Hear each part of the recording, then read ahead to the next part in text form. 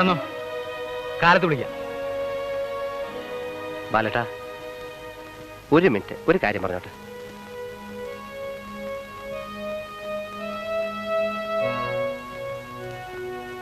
ബാലേട്ടാ, അത് വെറുതെ മനുഷ്യനെ തൊന്തരപ്പെടുത്തല്ലേ. ബാലേട്ടാ, വേറൊരു ആശ്രയം ഇല്ലാത്തതുകൊണ്ടാ.